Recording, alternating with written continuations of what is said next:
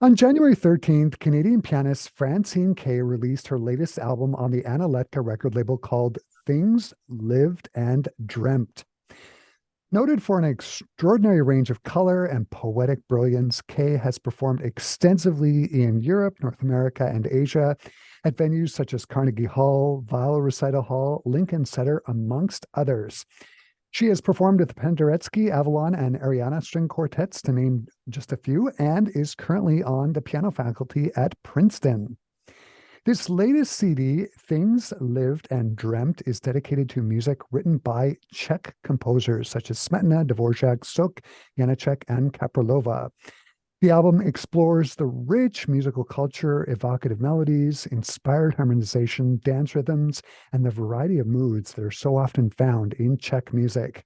And joining me here over Zoom to talk about this latest album, I am joined by the one and only Francine Kay. Hi, Francine. It's nice to meet you here over Hi. Zoom. Hi, Mhm. hi, Christopher. Nice to be here. Thank you for having me. hmm I first of all want to congratulate you on this latest album. I've been programming selections from the CD already. It is well in our rotation. It is a very nice addition to our library. So congratulations on it. It's a fabulous disc. Thank you hmm so much. That's just wonderful to hear. I've listened to the album a few times now, and if I could describe the album, the one word that pops to my mind is intimate. All of the pieces have this feeling that you are sort of in a room alone with the pianist. Can you talk about how you put the album together? Did it start with the Sook cycle, Things Lived and Dreamt, and sort of build up from there? How did the album come together? Sure. Well, it was really a wonderful confluence of events. I think it was a kind of a meant to be kind of situation. Um, yeah, a few years ago, I came across some pieces from this cycle, Suk, Things Lived and Dreamt. And it was an immediate kind of love at first encounter situation. And, I just knew that I had to play this music. There was something about it that spoke to me. I just knew um, that it was for me. And added to that was the fact that I had never heard of this work before. And actually, neither had most of the people that not, I mean, some people had heard of it, but many people that I spoke to had never come across it. And it's, a significant major work, a cycle of 10, uh, hmm difficult, extensive work. So the added kind of impetus was, well, not only do I really, really want to play this piece, but I want to share it and, you know, have this work and this composer receive, a wider audience. So I think the idea of recording really was born in that moment. Um, and I still, didn't have the whole album concept. I just knew that that was something I had to do. But as I said, everything just kind of fell into place. Around the same time, I decided, okay, I really, this is a few years back, so I hadn't really thought so much about gender in terms of classical composition. I just sort of tended to think of music as a more abstract concept. hmm But finally, I just really did, just felt like I absolutely couldn't stand it any longer. And I had to really find, a woman composer that I really just loved and want to program. And so I just started listening and I had the same kind of instantaneous love response to Kapralova. I just, once again, I knew this music was music that I wanted to play and that I wanted to share widely. So, and it just so happened that it was also a Czech composer. hmm Um, Janacek Sonata was already in my repertoire, a piece that I adored. And Yeah. then later on, I was asked to play some Dvorak pieces on a recital. So, everything kind of just came together Came together. this way. I was reading in the booklet, and one of the things that's you start out the booklet by saying is that Smetana really launched the Czech music tradition. Can you talk about that a bit and how Dvorak fits into that tradition as well? Yeah, well, they were both incredibly important figures in forging this sort of Czech national identity. And I know Smetana, of course, has his famous works, his symphonic works, and opera, though, was something that he was also a great innovator in. And Dvorak, well, we all know the quintessential kind of Czech composer, and the piece that is on the CD by Smetana, is a polka, so that Mm. is kind of course, a Czech dance. And so both of these composers, I think, drew on folk elements to create this sort of unique um, voice and identity. Yeah, and but we with Dvorak, it took him a while for him to adopt his bohemian character in his music. I mean, early Dvorak is doesn't have that, that Czech flavor like of the Slavonic dances and whatnot, right?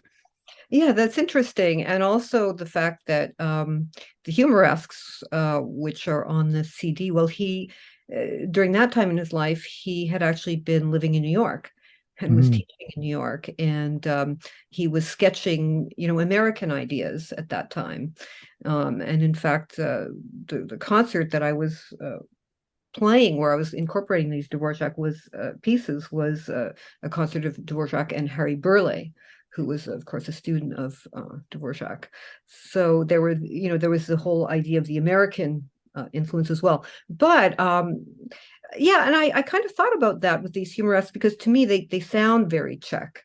Um, and yet, there's this whole, American influence going on. So, but he did return to Bohemia on vacation, and that is actually where he wrote these humoresques. So, Yeah.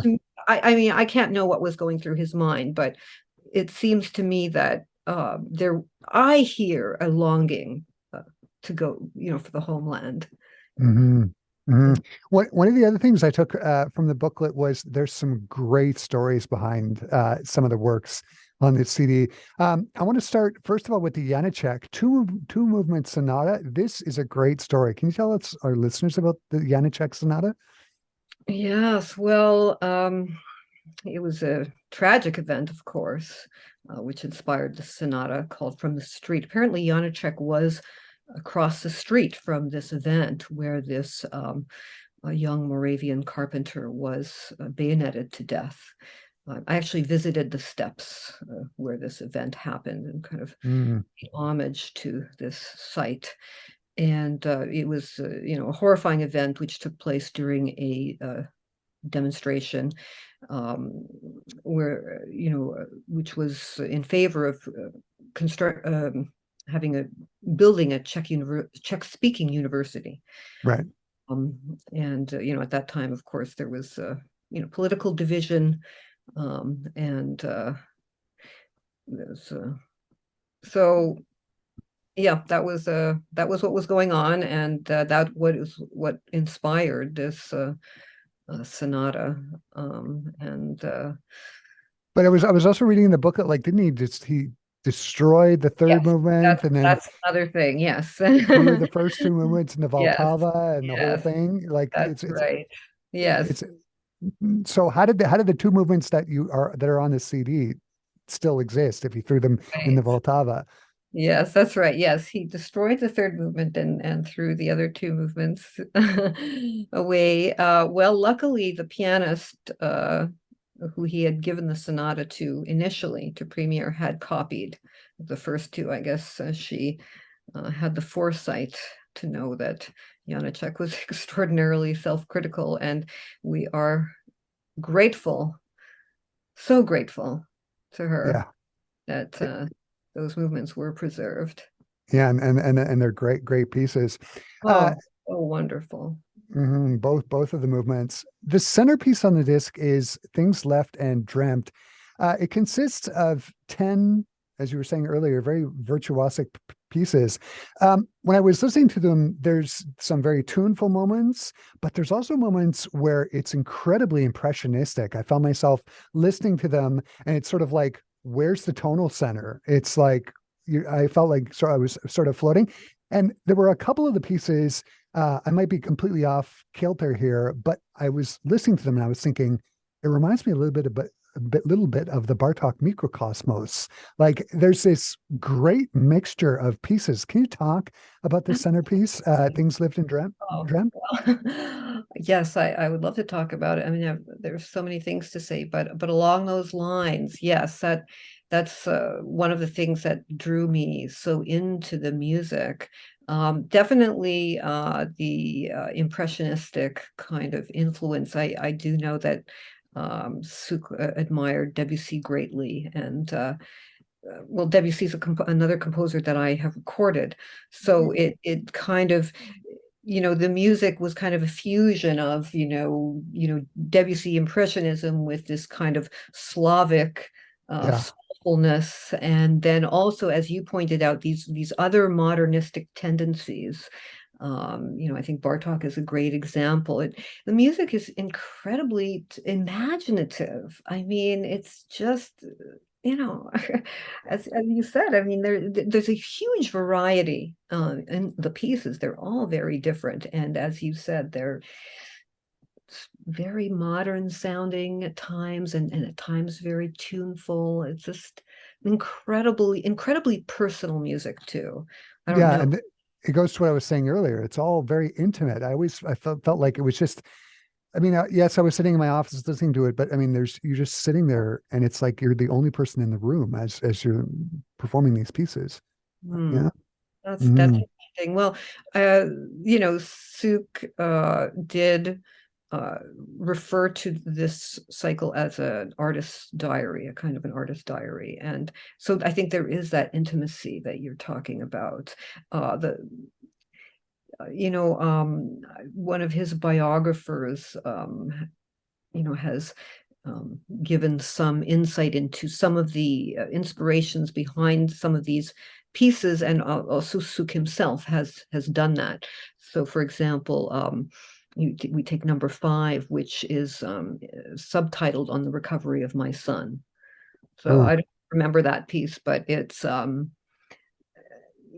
kind of an incredible piece to me because, when you think about it, I know that Suk's son, of course, had a very serious illness and recovered, but you think of a piece like that and you think, well, it's going to be a nice, either a happy piece or a grateful piece, and it does have that element of it, but I mean, it explores the spectrum of what kind of what gratitude and relief and what may have been, and I mean, it's just emotionally just a crazy spectrum. This is what mhm. I love about Joseph Suk. One of the things I love about him so much is that incredible exploration, the depth and breadth of every emotion, and his dynamic markings and his expression markings. They're like literally every couple of bars, it's espressivo, dolcissimo, sostenuto. So you can really see that he's going for something.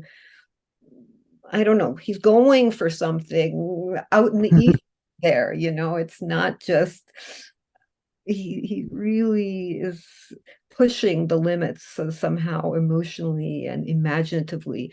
One of the number 2, on a completely different note, the same biographer, Kvet, I don't know if I'm pronouncing it right, Kvet, says that it was inspired by a fly that fell into his beer glass.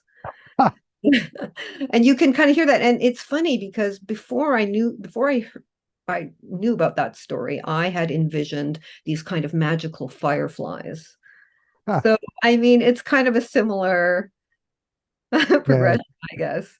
Mhm. So yeah, just so I mean, I could go on forever talking about that music, but I think you're right with what things you've said. It's a beautiful, beautiful cycle. Things lived and dreamt by Sook. I also want to thank you for introducing me to the music of, help me out with the pronunciation here, Vyacheslava Kapralova. Am I I saying think that right? so. Yeah, I think it sounds great. Uh, these April preludes you recorded on the CD are excellent. How did you discover her music, and can you talk about her a bit? This is a new composer for me. Sure, sure. Well, my discovery of her was really quite random. It was just, I just, got onto the internet and, looked for lists of women composers and started researching everyone and listening to their music. And when I came to Kapralova and I heard these pieces, as I mentioned, I just knew I loved these pieces. And also, once again, that I felt that you know, influence of, impressionism and modernism. Hmm. And I think there's Bartok in there too, especially in Yes. number Yeah, yeah. two. And then in the number three, this sort of gorgeous, kind of, I guess, beautiful, contrapuntal treatment of like a folk song. But I mean, I believe it's her song. Hmm. So stunning. And then the last piece, is kind of this dance, this wild dance, and I think, Prokofiev, there's, all kinds of interesting, uh, I guess, influences, but they're so fresh, they're so vital. And Hmm. I think she was 22 years old. I mean, she died tragically at the age of 25. So from illness, Right. which is very I mean, when you think of what she may have accomplished and already, a large body of work at that Hmm. age, it's kind of stunning to think about. Yeah, I was doing some research on her, and as we were talking about before I pressed the record button, she wrote a piano concerto, and there's like a whole society based around her and her music, right? Oh, absolutely. Yes, there is a wonderful society based in Toronto, and it was founded by Carla Hartel, who I met in Prague, actually, when I was over there, who's really a foremost authority on Kapralova. And so I learned a lot from her, and it's been wonderful communicating with her. And they have a wonderful website where you can, I guess you probably found a lot of information and Hmm. listen to a Yeah. lot of Kapralova's music. She's a fantastic composer. One of the things, my other hat here at the station is a music director as well, which means one of the best things about my job is I can explore the literature, and she's definitely a composer. I'm gonna take a deeper Oh, dive into it. These April preludes on the disc are great. oh, they Hmm. are. Oh, I'm really thrilled to hear that. Yeah, Hmm. that really um, both these the Kapralova and the Suk were really a great impetus in me wanting to make this recording, is wanting to share the music. Hmm. I'm going to wrap the conversation up by asking, are you going to be performing these pieces in recital soon? And in particular, are you going to come to Canada and do them? You're at Princeton now, or are there any plans to come north of the border and perform them? Oh, absolutely. Yes. I have things planned for next season. I'll be playing a recital in Toronto, and I will definitely be playing. But actually, even quite soon, next month, I'll be in Ontario. Be playing in Kitchener and in Burlington, and there will be selections from my Nice. disc as well as pieces by Chopin and Debussy. That's fantastic. Francine, this has just been great. The CD is fantastic. Things Left and Dreamt. It's a marvelous CD. Let's hope, I got my fingers crossed, that it'll be nominated for a Juno this year. Let's Oh, hope for it. well, that's awfully nice. All the best. And thanks so much for taking the time to chat with me today. This has just been great. Oh, it's been a pleasure. I could talk with you all day.